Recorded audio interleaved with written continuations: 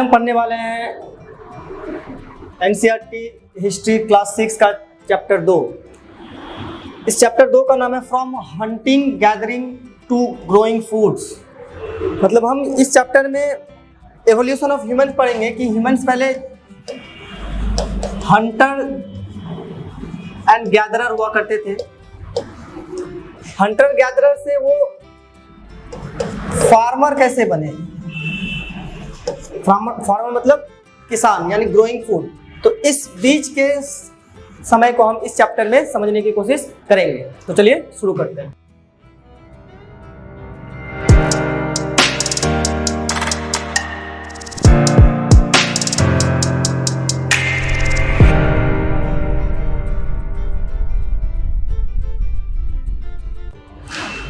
तो ये जिसका चित्र देख रहे हैं ये तुषार नाम का लड़का है।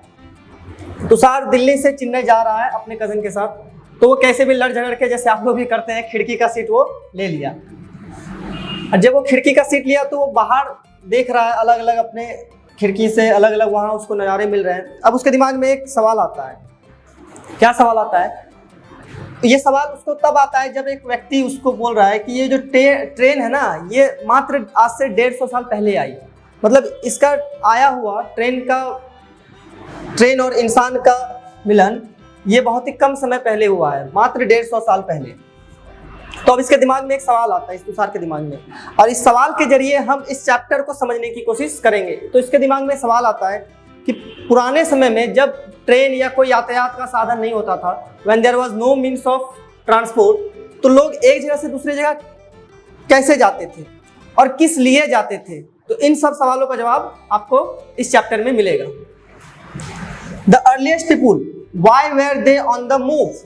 तो सवाल ये आता है, जो शुरुआती लोग थे वो क्यों एक जगह से दूसरी जगह जाते हैं। आज आप किसी अलग कारण से जाते होंगे, कोई पढ़ने जाता होगा, कोई काम करने जाता होगा, कोई अपने नाना मामा के घर जाता होगा, लेकिन पुराने समय में लोग एक जगह से दूसरी जगह क्यों जाते थे। Do we know about people who lived in the subcontinent of early 2 million years ago? Today we describe them as hunter gatherer. तो hunter gatherer क्या है? तो आपको अगर मैं एक रफ टाइम बताने का चाहूँ जो आपको इस बुक में ही मिलेगा। अगर मैं एक टाइम स्पैन लेता हूँ और मैं कहता हूँ कि हम यहाँ पर हैं आज 2022, और ये 0, इसके नीचे इधर जो भी आएगा वो कल मैंने बताया था कि ACE यानी आफ्टर कॉमन एरा, और इसके पहले जितना भी होगा वो BCE। तो इसको भी यहाँ बांटा गया 20 मिलियन। आप यहाँ याद रखिएगा, 2 मिलियन, मिलियन मतलब होता है 1 मिलियन इक्विवेलेंट टू 10 लाख। एक मैथ है बहुत अच्छा है, 10 to the power 3, 6, sorry 10 to the power 6, 10 to the power 9 और 10 to the power 12। तो 10 to the power 6 मतलब मिलियन होता है, 10 to the power 9 मतलब बिलियन होता है, और 10 to the power 12 मतलब ट्रिलियन होता है। मतलब कह सकते हैं कि 1 मिलियन मतलब 10 लाख, तो 2 मिलियन मतलब 20 लाख। तो 20 लाख साल से 12,000 साल तक इस पीरियड को कहा जाता है पैलियोलिथिक पीरियड। 12,000 से लेकर 10,000 साल तक के बीच को समय को कहा जाता है मेसोलिथिक पीरियड, और इसके इधर को कहा जाता है, जब तक सभ्यता बनने नहीं लगी, इसको कहा जाता है नियोलिथिक पीरियड। तो इसके बारे में हम लोग थोड़ा सा जानकारी लेंगे, लेकिन यहाँ पर ये 2 मिलियन आया था, तो आपको मैं एक आइडिया के लिए बता दिया कि 2 मिलियन साल पहले का मतलब वो पैलियोलिथिक का बात हो रहा है। पैलियोलिथिक का मतलब आप अभी जानिएगा, लिथिक मतलब होता है स्टोन।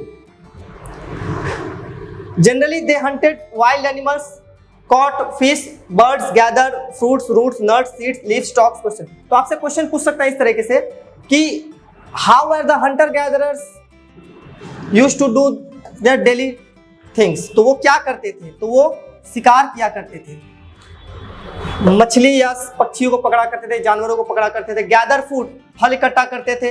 रूट्स, नट्स, सीड इकट्ठा करते थे। ये सब वो किस समय में इकट्ठा करते थे? तो पैलियोलिथिक एज में। तो 2 मिलियन साल से मतलब 20 लाख साल पहले।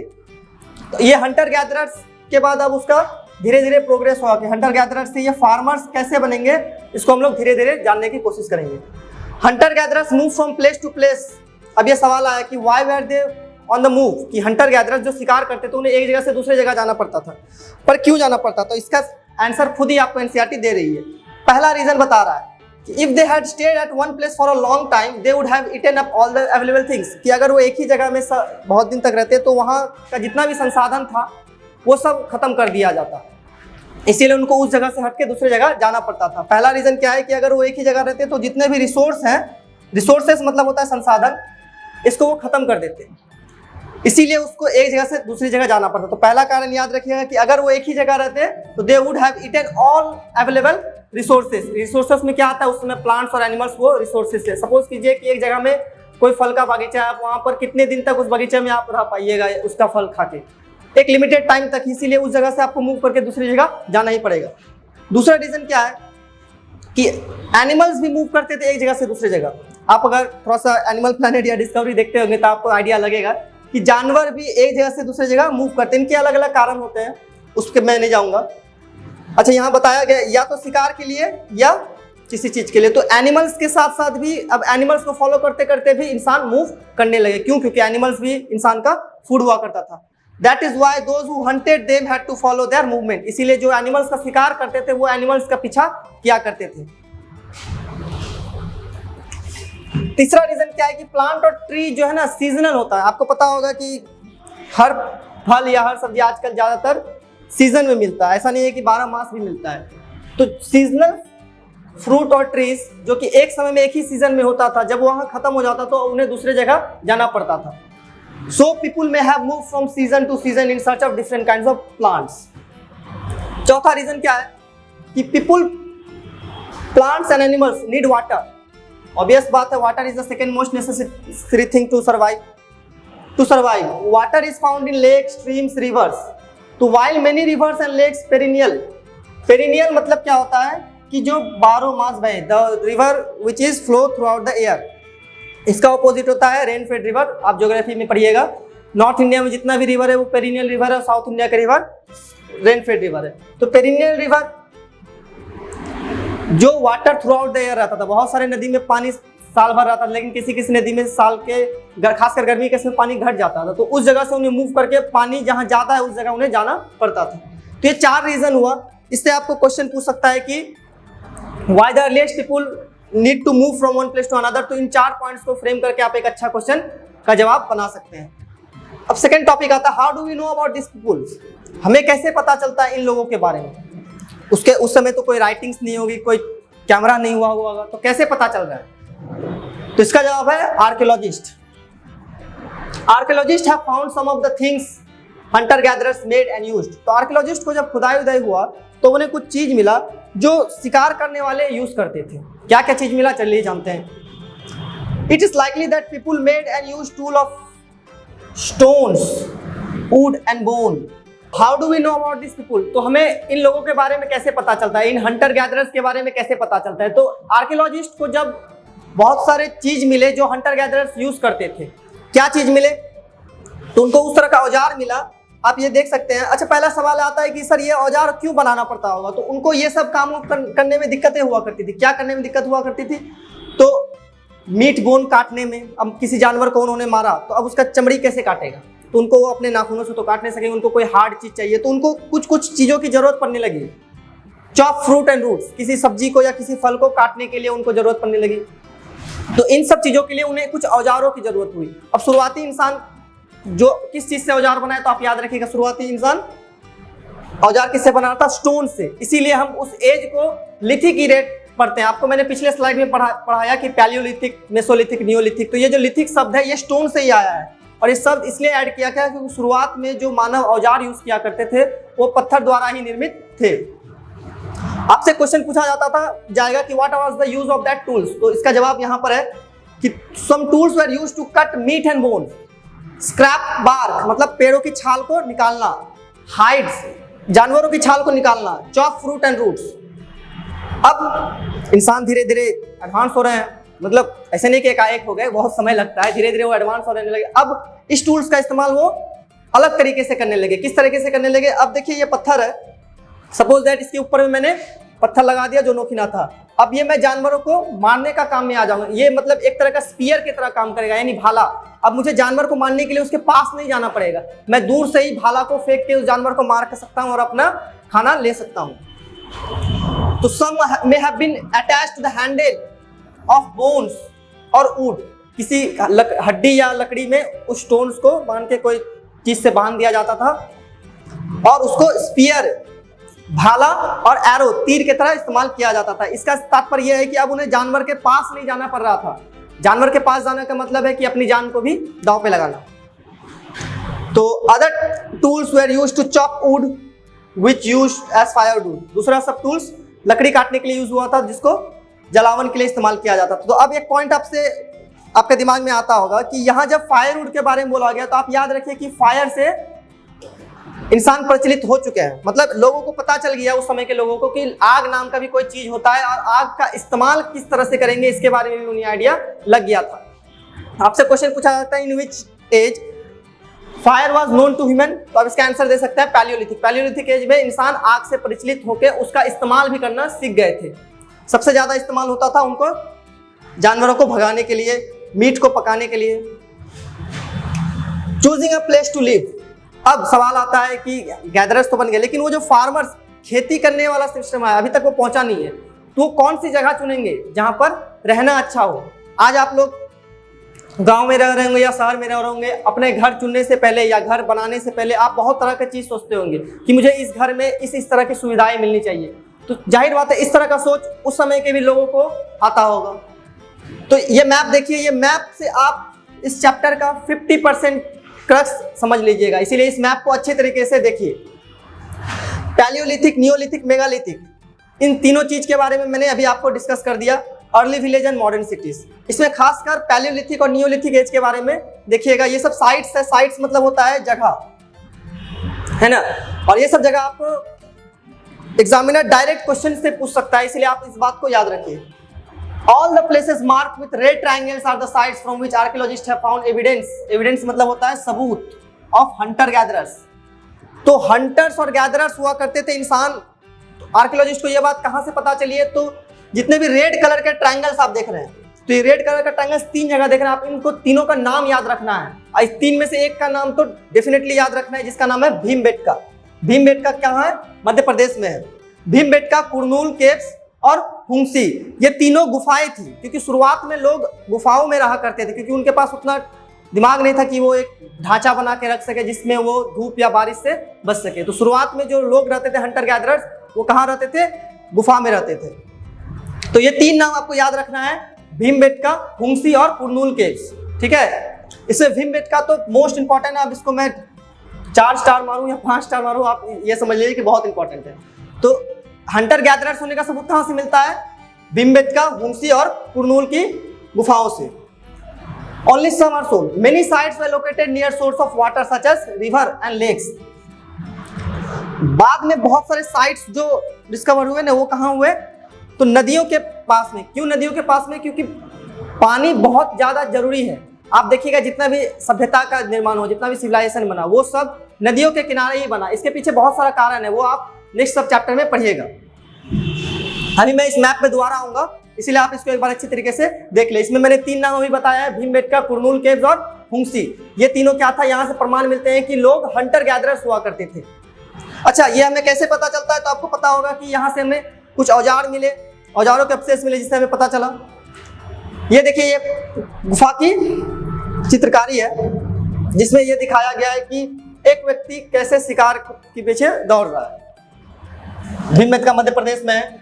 This is an old site, caves and rocks. People choose the natural cave because they provide. अच्छा, natural cave क्यों करते? Because natural cave provide shelter from the rain, heat and wind.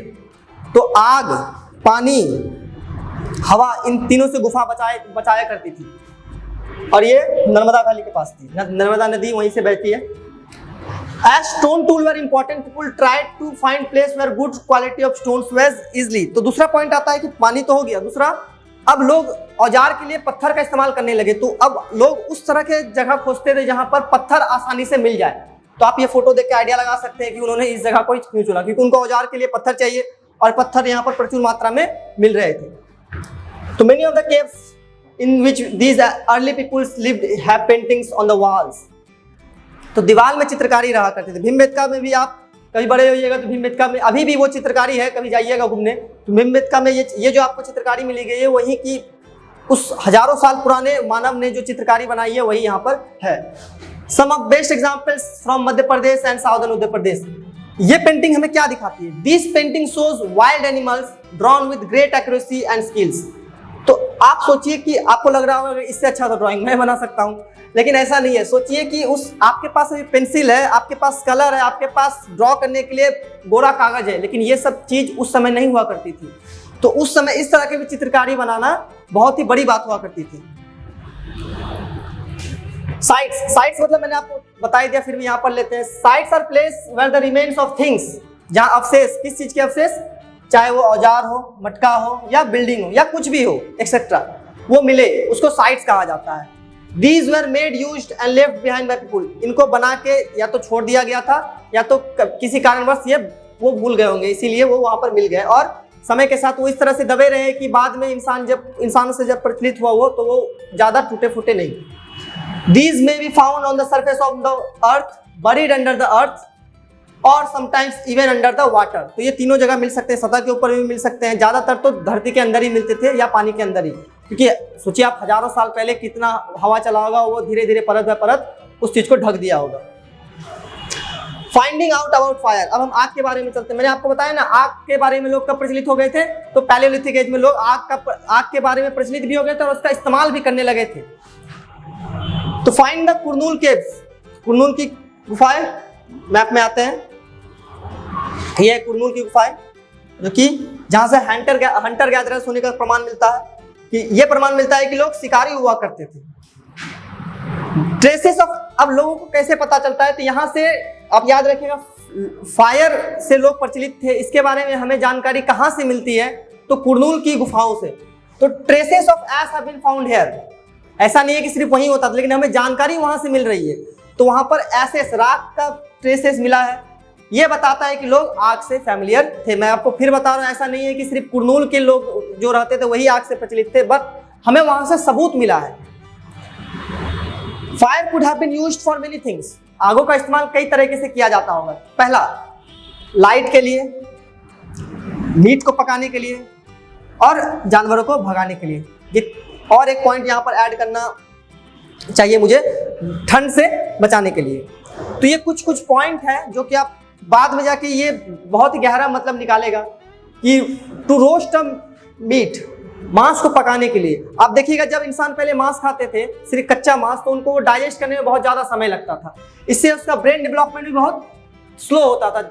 आप खाना को खाने के बाद पचाने के लिए भी आपको ताकत चाहिए, तो जो रॉ मीट होता था उनको पचाने में उनको ज्यादा ताकत लगता था, लेकिन जो कुक्ड मीट होता था यानी रोस्ट मीट होता था, उनको पचाने में उन्हें ज्यादा ताकत नहीं लगता था।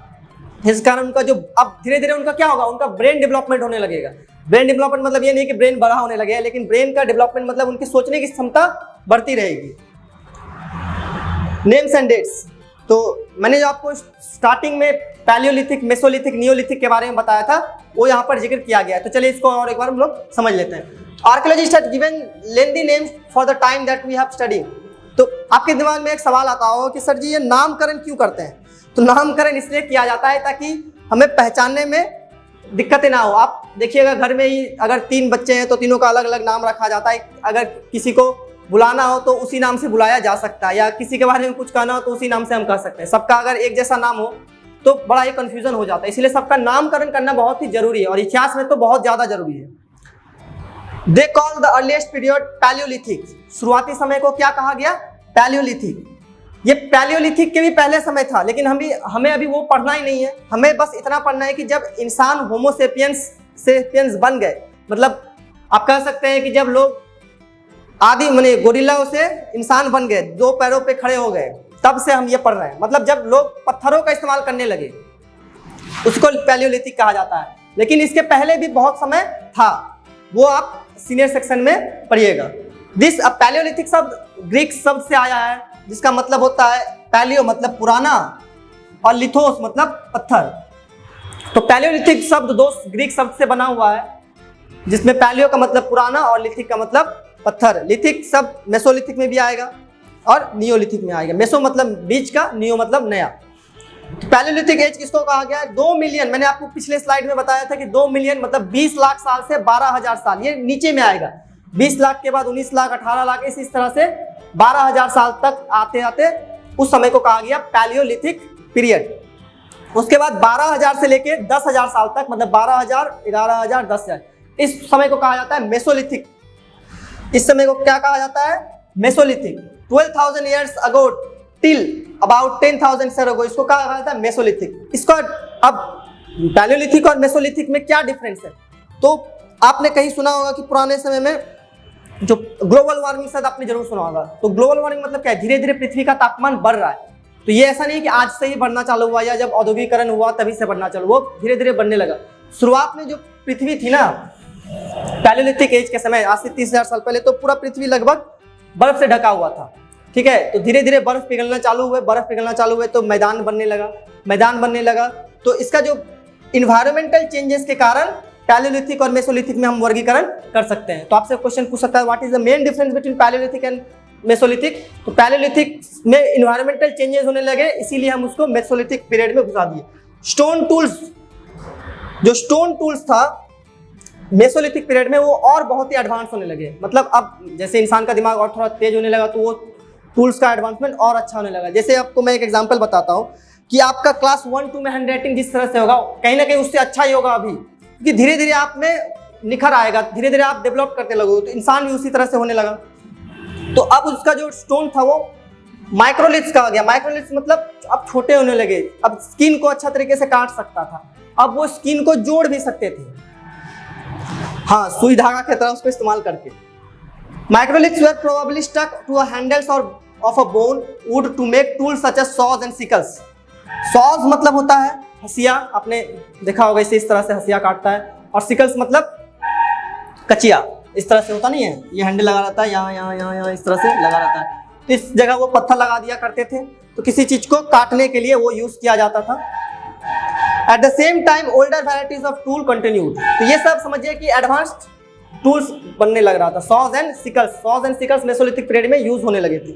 इस सॉज एंड सिकल्स को माइक्रोलिथ टूल कहा जाता है। क्यों? क्योंकि अब सोचिए आप यहाँ पर छोटा पत्थर लगाना पड़ेगा, और ये पत्थर इस तरह से रहता था, तो इसीलिए इसको माइक्रोलिथ कहा गया। माइक्रो रूट वर्ड होता है स्मॉल का।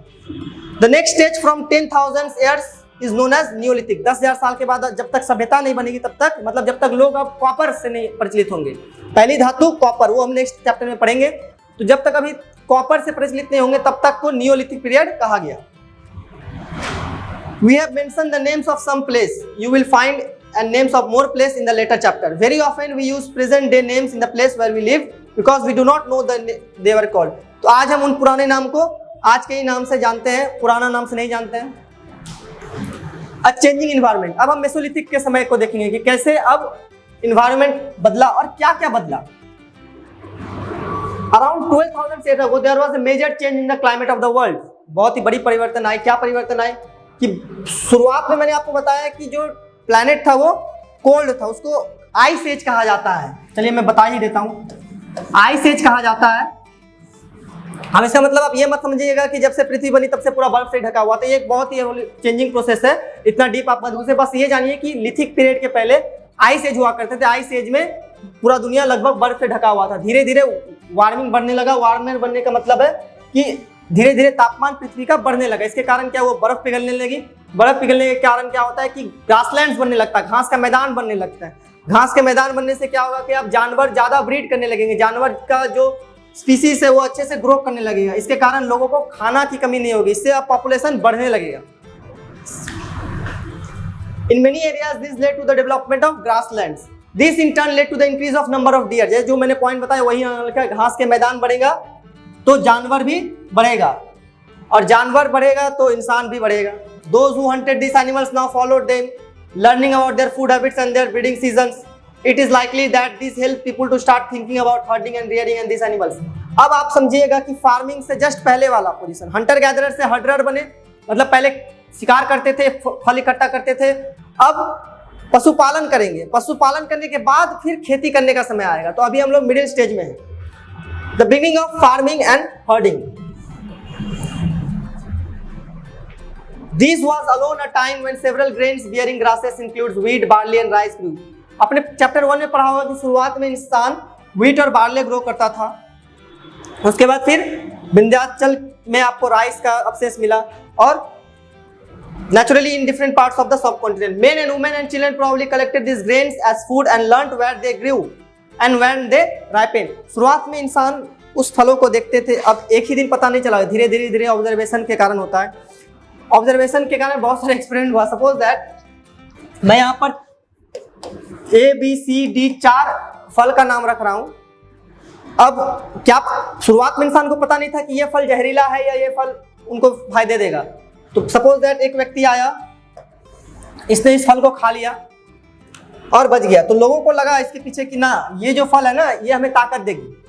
अब दूसरा व्यक्ति आया और इसने इस फल को, सी फल को खाया और वो मर गया, तो लोगों को लग गया कि नहीं ये जो सी तरह का फल है ना ये हमारे लिए सही नहीं है, ये जहरीला फल है, यानी ये इंसान के लिए उचित नहीं है। तो इनसे वो दूरी बनाने लगे और जो उनको फायदा देने लगे उनसे वो नजदीकियां बनाने लगे।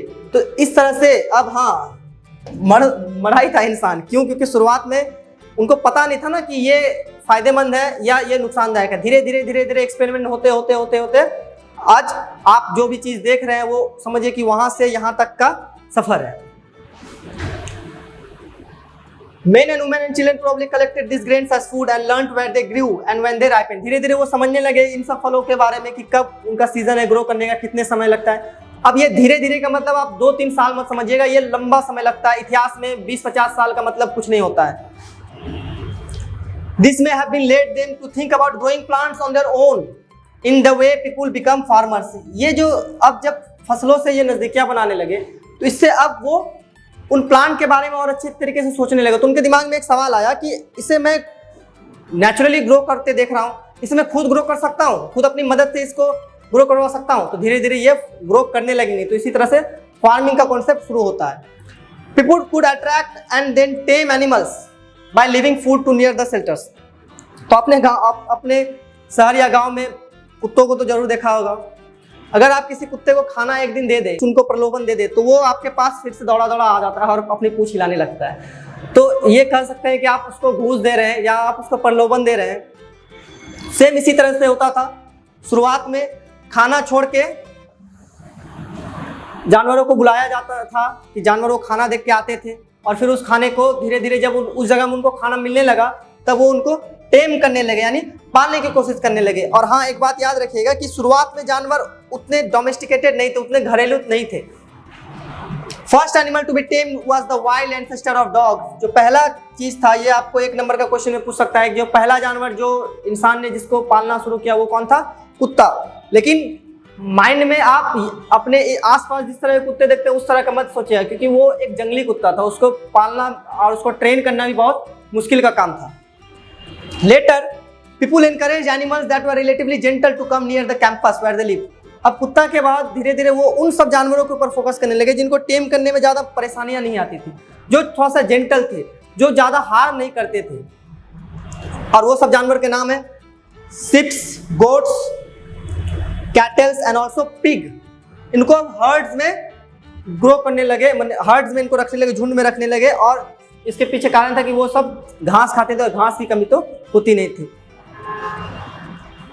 Often people protected these animals from attack by other animals. This is how become herders.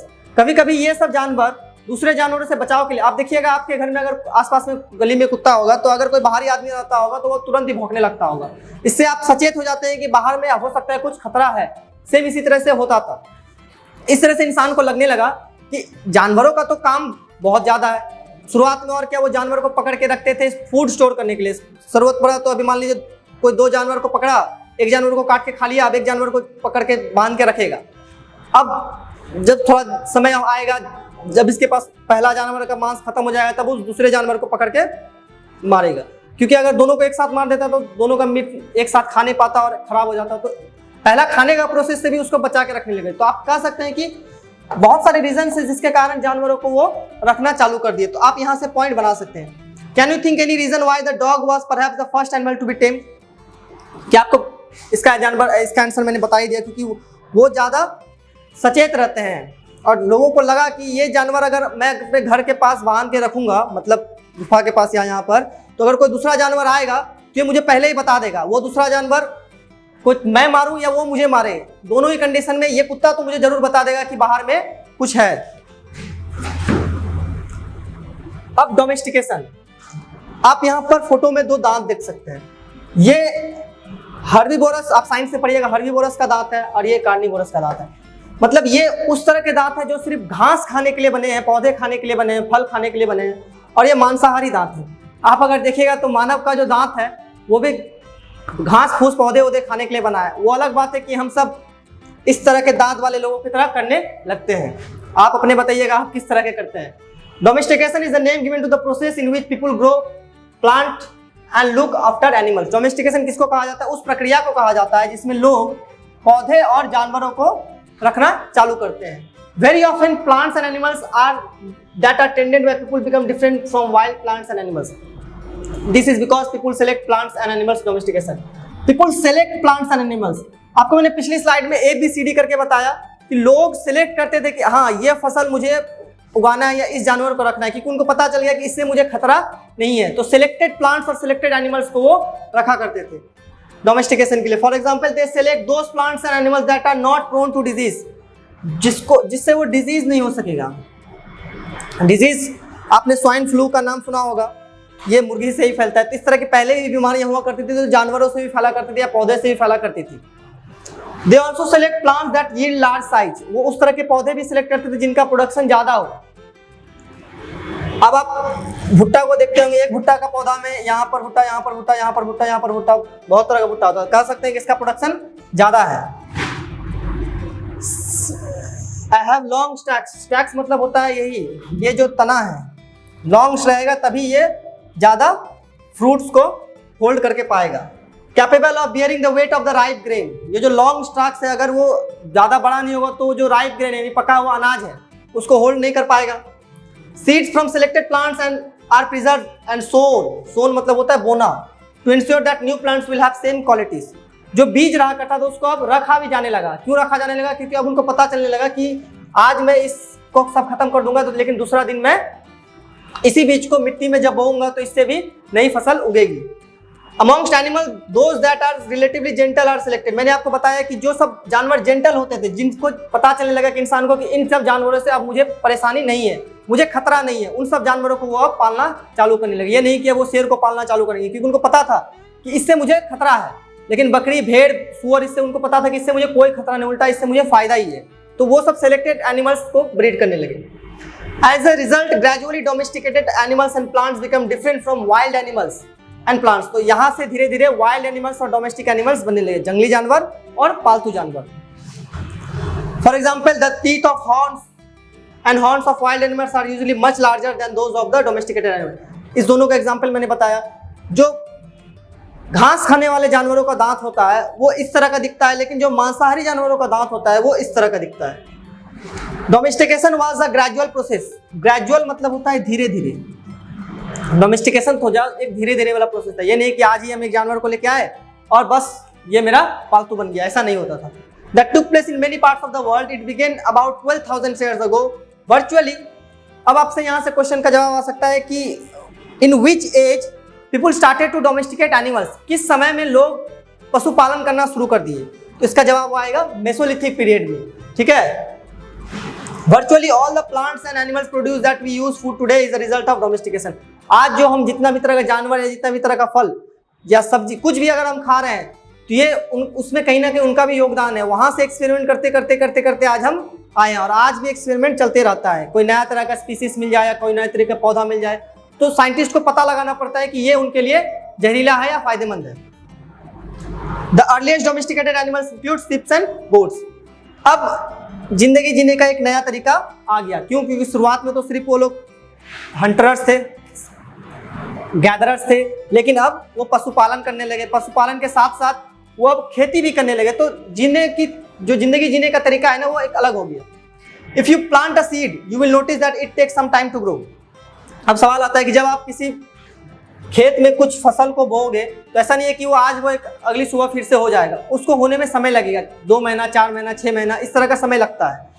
तो दिस में भी for several days, weeks, months, in some case years, सालों भी लग सकते हैं। आप एक फल लगाइएगा आम का, वो कम से कम 4-5 साल लगेगा फल देने में। तो लोगों को अब एक जगह रहने लगा। पहले लोग क्या करते थे?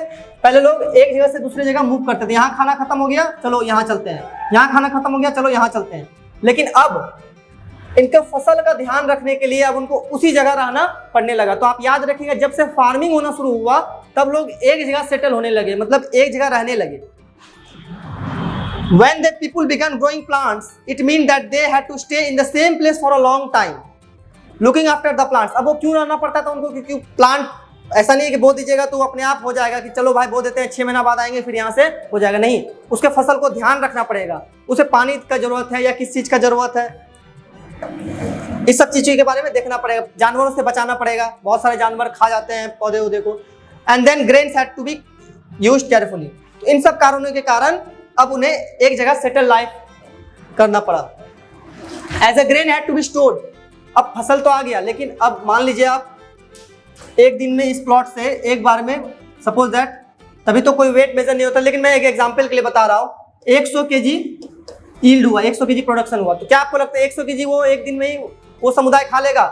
सवाल ही नहीं पैदा होता है। तो अब उनको इसको स्टोर करना पड़ रहा होगा, इसे एक जगह रखना पड़ता होगा। और इसे एक जगह कैसे रख देंगे? इसी तरह मिट्टी में तो रख नहीं देंगे क्योंकि खराब हो जाएगा। तो उसको स्टोर करने के लिए उन्हें कोई कंटेनर बनाना पड़ता होगा। उनके दिमाग में आया कि मुझे कुछ ऐसा चीज चाहिए जहां मैं ये सामान को रख सकूं और जिसे मैं बाद में खा सकूं। तो यहां से डेवलप होता है पॉटरी का, यानी मटका बनाने की कला। शुरुआत में लोग मिट्टी का पॉट्स बनाया करते थे। ये मिट्टी का पॉट्स किस लिए बनाया करते थे? ताकि ये ग्रेन्स, जो अनाज, एक्स्ट्रा अनाज उन्होंने बनाया, इसको वो स्टोर कर सके। Storing animals multiply naturally. Besides, if they are looked carefully, they provide milk, which are important source of food and meat. तो जानवर तो नेचुरली मल्टीप्लाई कर जाते हैं, उन्हें ऐसे फसल भी नेचुरली मल्टीप्लाई कर जाते हैं, लेकिन ये बहुत ही स्लो प्रोसेस में आ जाता है। लेकिन जानवर को ज़्यादा इंसान की मदद नहीं होती। तो जानवर से, अगर जानवरों का अच्छा ध्यान रखा जाए तो इनसे दूध भी मिल सकता है, इनसे फूड भी मिल सकता है, यानी मीट। Whenever required, जब जरूरत पड़ेगी आपको, वो गांव सब में होता है ज़्यादातर, खस्सी उसी रखा जाता है। जब पाठा बलि उली दिया जाता है तो घर का ही खस्सी को बलि दे दिया जाता है। तो जब जरूरत पड़ती है तब उसको काट दिया जाता है, मार्केट से जाके खरीदा नहीं जाता है। In other words, animals that were reared can be used as a store food. अब यहाँ से आपको NCERT सवाल पूछ रही है। सवाल ये इस तरह से पूछता है कि क्या आप कोई और तरीका और फायदा बता सकते हैं जानवर का, खाना या दूध को छोड़ के, यानी खाना को छोड़ के कोई और जानवर का फायदा? देखते हैं आप लोग इसका जवाब दे सकते हैं कि नहीं। तो इसका जवाब है कि उनसे रुई मिलती थी, रुई बोल रहे हैं, ऊन मिला करता था, ऊन। और साथ साथ वो, मैंने पिछले स्लाइड्स में ही बताया कि वो प्रोटेक्शन का भी काम करते थे। Finding out the first farmers and herders. You will notice a number of blue squares. Each marks a site where archaeologists have found evidence of early farmers and herders. तो आपको मैं पिछली स्लाइड में लेके जाता हूँ। ये जो ब्लू मार्क्स है, चिरांद, बुरझोम, मेहरगढ़, हालूर, तो ये सब किस तरह का जगह? यहाँ से आर्कियोलॉजिस्ट को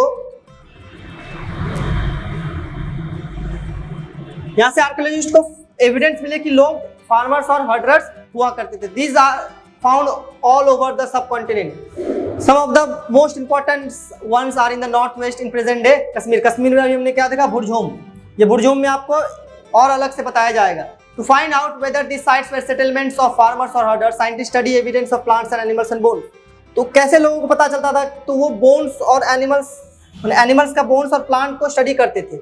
One of the most exciting findings includes remains of burnt grain, जला हुआ अनाज। अब ये अनाज जलाए क्यों होंगे? तो इसके पीछे आर्कियोलॉजिस्ट ने तर्क दिया है कि या तो बाय मिस्टेक जल गया होगा, या तो वो सोचे होंगे कि इसे मैं जला देता हूँ तो इसको मैं बाद में खा सकूंगा। क्योंकि कोई भी चीज़ को जलाने के बाद उसके अंदर का नमी खत्म हो जाता है, और वो जब नमी खत्म हो जाएगा तो वो चीज़ ज़्यादा दिन तक चलता है। तो they may have been burned accidentally और any other person. Scientists can identify these grains and so we know that number of crops were grown. तो आज जब खुदाई उदाई करने के बाद आर्कियोलॉजिस्ट को वो ग्रेन्स मिलता है, जैसे मेहरगढ़ से कुछ ग्रेन मिला, तो उनको पता चलने लगा कि अच्छा हाँ, इस जगह में उस समय ये खेती हुआ करती थी, तभी तो ये मिला। They also identify the bones of different animals. उनको जब हड्डी मिला तो हड्डी से भी पता चल रहा है कि इस तरह का जानवर को वो खाते होंगे, इस तरह का जानवर यहाँ पर मिलता होगा। Towards the settled life. अब धीरे धीरे लोग एक सेटल लाइफ की तरफ बढ़ रहे हैं, यानी फार्मर्स तो हो गए, अब लोग सेटल हो रहे हैं। सेटल होते होते धीरे धीरे सभ्यताओं का निर्माण होगा। Present day Kashmir people built pit house which were dug into the ground, खड्डे बनाया करते थे, इसमें स्टेप्स रहता था लीडिंग इनटू देम, और खड्डे में जाने के लिए सीढ़ियां रहा करती थी। दीज में भी have provided shelter in cold weather. अब ये सब आप जम्मू कश्मीर का वेदर जान ही रहे हैं, ठंडा होता है, तो इसलिए इसको खड्डा के नीचे बनाया जाता है। क्वेश्चन आपसे पूछ सकता है कि जमीन के अंदर घर कहाँ मिला, तो कश्मीर का बुरझोम में, वो आप मैप में नाम दिया हुआ है, यहाँ सिर्फ कश्मीर लिखा गया लेकिन बुरझोम वहाँ मैप में है। तो आर्कियोलॉजिस्ट फाउंड, और आर्कियोलॉजिस्ट को वहाँ से दो चीज मिला, एक कुकिंग हर्ट्स मतलब आप कह सकते हैं चूल्हा मिला, एक चूल्हा उनको घर के अंदर मिला, एक चूल्हा उनको घर के बाहर मिला। तो इससे ये आप उनको आइडिया लग गया कि depending on the weather people could cook food either indoors और आउटडोर्स, मौसम को देखते हुए वो घर में खाना बनाते थे या घर के बाहर खाना बनाते थे। Stone tools have been found from many sites as well. जो स्टोन टूल्स है आप देख रहे हैं, इन सब स्टोन टूल्स का यूज अलग अलग हुआ करता था। Many of this are different from earlier Paleolithic tools and that is why this are called Neolithic. अब नियोलिथिक एज का जो क्लासिफिकेशन है क्या है कि अब इसमें जो स्टोन टूल्स है वो और एडवांस हो गया। This includes tools that were polished to give fine cut edgings. Tools that give fine cut edgings, mortars and pestle used for grinding. Mortars और pestle आप आजकल तो मिक्सर आ गया है, मिक्सर ग्राइंडर, लेकिन पहले सबके घर में वो ओखली हुआ करती थी, है ना, जिसमें मसाले को पीसा जाता था। तो मोटार्स और पेसल यूज होने लगे ग्राइंडिंग करने के लिए ग्रेन्स को। And other plant product, mortars और pestle are used in grinding grain even today, आज भी इस्तेमाल किया जाता है, लेकिन ज्यादातर आपको गांव में ही देखने को मिलेगा। At the same time, tools of the Paleolithic type continue to be made and used, and remember some tools were made. अब ऐसा नहीं है कि नियोलिथिक में नया तरह का टेक्नोलॉजी यानी नया तरह का वो लोग स्टोन यूज करने लगेंगे तो पुराना वो भूल जाएंगे। पुराना भी यूज हो रहा था लेकिन उनका जो यूज था वो कम हो गया था। जैसे आप समझ सकते हैं आज भी साइकिल बिक रहा है लेकिन मोटरसाइकिल की तुलना में कम ही बिक रहा है। Many kinds of earthen pots have also been found. These were sometimes decorated and were used for storing things. किस चीज को स्टोर करेंगे? नॉर्मली वो लोग फूड को ही स्टोर करते थे। People began using pots. अब पॉट्स का इस्तेमाल धीरे धीरे, तो स्टार्टिंग में वो फूड स्टोर करने के लिए यूज होते थे, लेकिन जब उन्होंने देख लिया यार इसका इस्तेमाल तो मैं किसी और चीज के लिए भी कर सकता हूँ। ऐसा होता होगा ना, कभी आप कोई चीज मार्केट से खरीद के लाते होंगे किसी और पर्पस के लिए, लेकिन इस्तेमाल उसका किसी और पर्पस के लिए भी करते लगे होंगे। उसी तरह से हुआ, शुरुआत में तो पॉट्स बनाया गया स्टोर करने के लिए, लेकिन धीरे धीरे उससे क्या होने लगा, उसमें फूड भी कुकिंग होने लगा। अब उसमें खाना भी बनाने लगा। क्या क्या खाना? Rice, wheat and lentils. Lentils मतलब होता है दाल। ये सब उसका मुख्य भोजन होने लगा। ये आप मटका देख रहे हैं। Beside the began weaving cloth, कपड़ा भी बुनने लगे। कपड़ा किससे बुनेंगे? तो आप याद रखें किस किस तरह का फाइबर यूज किया जाता था, तो cotton fibre. Did things change everywhere at once? क्या सब जगह ये मेसोलिथिक से नियोलिथिक वाला पीरियड या पैलियोलिथिक से मेसोलिथिक वाला पीरियड अचानक एक जगह सब आ गया? तो नहीं, हर जगह अलग अलग तरह से चलता है। Not quite. In many areas men and women still continue to hunt and gather and elsewhere people adopted farming and herding slowly over several thousand years.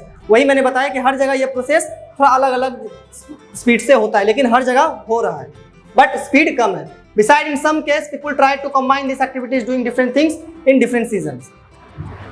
A closer look living in dying at Mehrgarh. Mehrgarh एक आज पाकिस्तान में आपको मिलेगा।